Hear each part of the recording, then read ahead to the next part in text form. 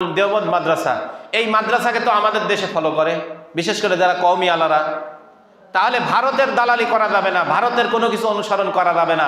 তাহলে আমাদের যে কওমি মাদ্রাসার প্রধান কেন্দ্র যে ভারতে, তাহলে আমরা কি ওইটা ফলো করব না?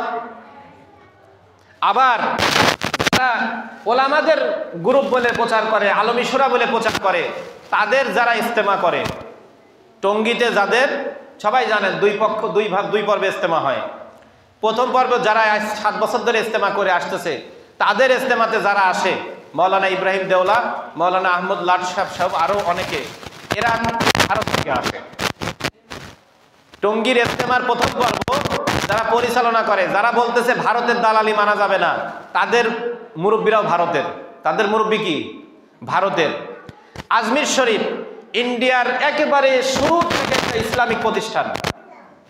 হ্যাঁ, হতে পারে সেখানে কিছু বেদাতি কাজ হয়, কিন্তু সেই ঘাঁটি টাকা খাজা মঈনুদ্দিন চিশতি রহমতুল্লাহ আলাইহ, যার হাতে 90 লক্ষ হিন্দু মুসলমান হয়েছে, এবং এই উপমহাদেশের এত বড় একজন বুজুর্গ শেখ আহমদ সেরহিন্দি রহমতুল্লাহ আলাইহ, মুজাদ্দেদে আলফে সানি বলা হয়, তাদের বাড়ি কোথায়? তারা তো সব ভারতের।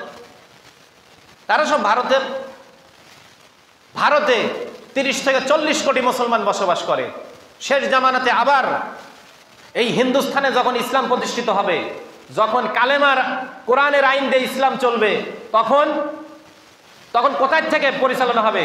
তখন ইসলাম শেষ জামানায় এই উপমহাদেশ, এই হিন্দুস্থানে ইসলাম পরিচালনা হবে কোথায় থেকে? ভারত থেকে। গজওয়ায়ে হিন্দের জন্য আমাদের বাংলাদেশের থেকে ভারতের মুসলমানরা দ্বীনের প্রতি অ্যাক্টিভ বেশি, তাদের মধ্যে একতা বেশি।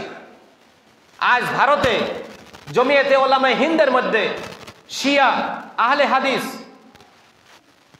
অন্যান্য আরো যত পীর সাহেব যেরকম আমাদের ফুরফুরা পীর সাহেব আছে, সেরহিন্দির মুজাদ্দেদিয়া তরিকা আছে, এরকম আজমির শরীফের তরিকা আছে, সমস্ত ঘরানার শীর্ষ আলেমরা ওই জমিয়তে উলামায়ে হিন্দ, অর্থাৎ হিন্দুস্তানের আলেমদের একটা সংগঠন।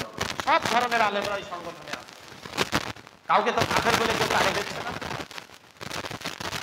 আমি মনে করেন আপনাদেরকে এখন বললাম যে অমক কাফের, তাহলে ওই ব্যক্তি কি আমার প্রতি মহব্বত বাড়বে না কমবে? তাহলে আমার এক মুসলমান ভাই যদি খারাপ পথে থেকে থাকে, তাহলে আমার কর্তব্য কি? তাকে বুঝায় ভালো পথে আনা, না তাকে আরো বাজে কথা বলে তাকে সরায় দেওয়া? আলেমদের কাজ কি? দুনিয়ার সমস্ত মানুষকে কিভাবে জাহান্নাম থেকে বাঁচানো যায়। এখন আমার এই কথার উত্তরে অনেকেই বলছে অলরেডি যে ওরা তওবা করবে না, ওদের আল্লাহ মোহর মেরে দিয়েছে।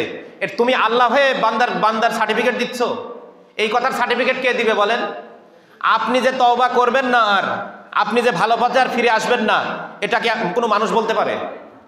এটার সার্টিফিকেট কে দিবে? এটা আল্লাহ দিবে। না সূর্য পশ্চিম দিকে উঠছে যে আর কারো তওবা কবুল হবে না? আমি যদি ভুল পথে থেকে থাকি, আপনার দায়িত্ব কি? আমাকে পিটায়ে সঠিক পথে নিয়ে আসা? এটা কি ইসলাম? আমাকে আপনি পিটায়ে সঠিক পথে নিয়ে আসবেন? আমাকে মিথ্যা কথা চাপায় দিয়ে সঠিক পথে নিয়ে আসবেন? এটা ইসলাম নয়। তো ধৈর্য হারানোর কিছু নাই।